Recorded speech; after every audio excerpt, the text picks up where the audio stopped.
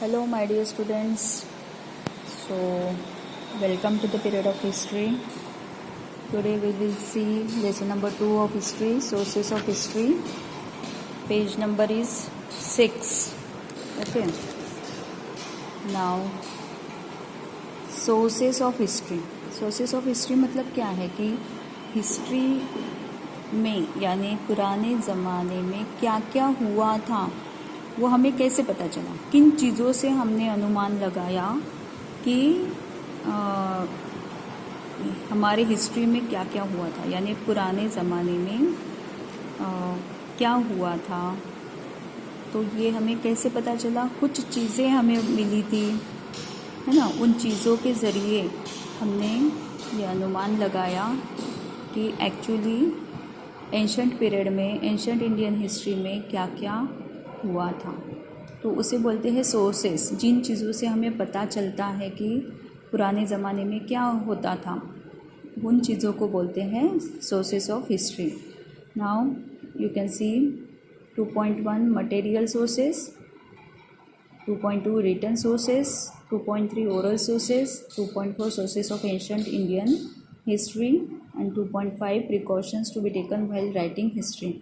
तो ये जो पॉइंट्स है ये हम डिस्कस करने वाले हैं। Make a list of things in your house which belong to your grandparents time. आपके घर में आपके ग्रैंड पेरेंट्स ने यूज़ की हुई कुछ चीज़ें होंगी जो उनकी होंगी, ऐसी चीज़ें ढूंढ के निकालो। Collect information about an old structure in your locality.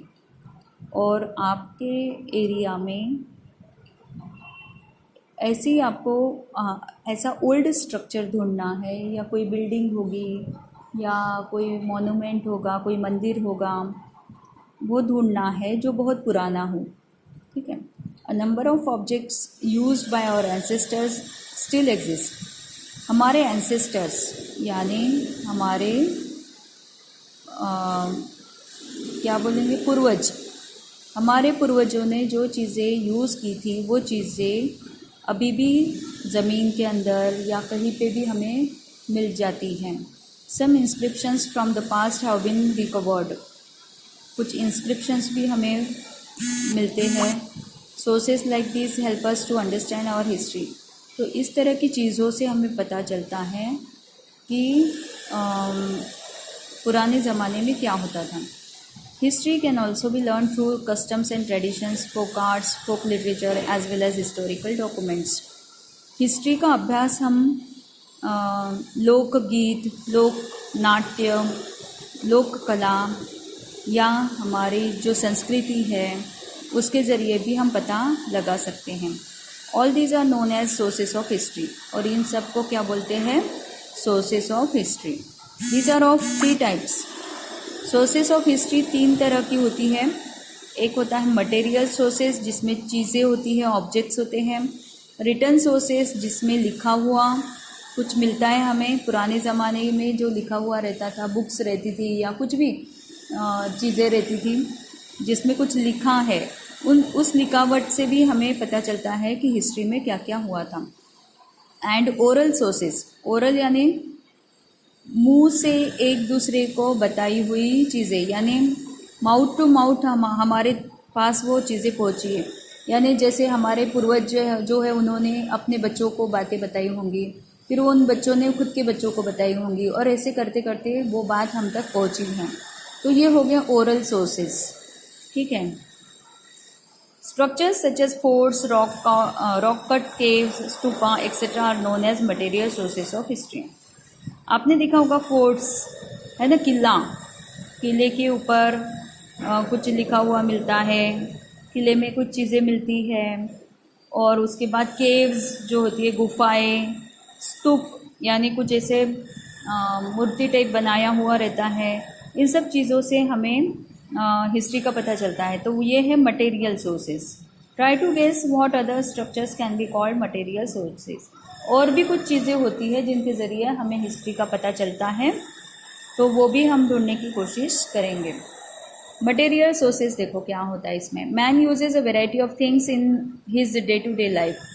They are known as artifacts. अब देखो, इंसान जो है बहुत सारी चीज़ों का उपयोग करता है ना। दिन भर में कितनी सारी चीज़ें हम यूज़ करते हैं, तो इसे क्या बोलते हैं? Artifacts. Artifacts used by humans in the past provide us valuable information about life in the ancient times. और ऐसी चीज़ें अगर हमें मिलती है पुराने ज़माने में, जो लोग उसे यूज़ करते थे, ऐसी चीज़ें अगर आज हमें मिलती है तो उससे हमें बहुत सारी चीज़ों का पता चलता है। अगर कोई चीज़ हमें मिलती है तो उससे हमें ये पता चलेगा कि उस ज़माने में किस तरह का रहन सहन थी, किस तरह की चीज़ें यूज़ की जाती थी, ये बातें हमें पता चलती हैं। We can decide the period of ancient artifacts like earthen pots by studying the shape, color, and designs on ancient potsherds. तो पुराने ज़माने में जिस तरह के पॉट यूज़ करते थे, उसके अगर टुकड़े भी हमें मिलते हैं अभी, तो उससे हमें पता लग सकता है कि किस तरह के अर्दन पॉट्स, उसका शेप कैसा था, उसका कलर कैसा था, ये सब चीज़ें हमें पता चलती हैं। The ornaments and other artifacts throw light on social interactions.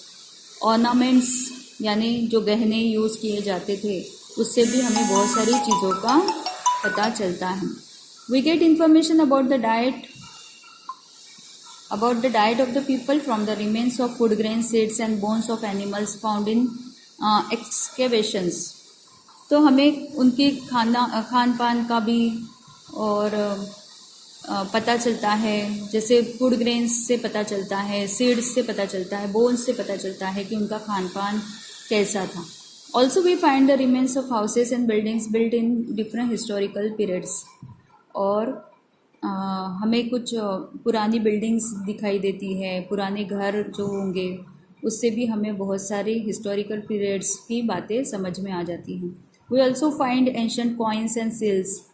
कुछ कॉइन्स होते हैं, सील्स होते हैं, जिसके ज़रिए हमें हिस्ट्री में किस तरह का क्या ट्रेडिंग होता था, ये हमें पता चलता है। All this give us information about human activities in the past. इंसान पुराने ज़माने में क्या क्या करता था, उसकी एक्टिविटीज़ क्या थी, इन सब चीज़ों से हमें पता चलता है। All such artifacts, articles, monuments और their ruins are called the material sources of history.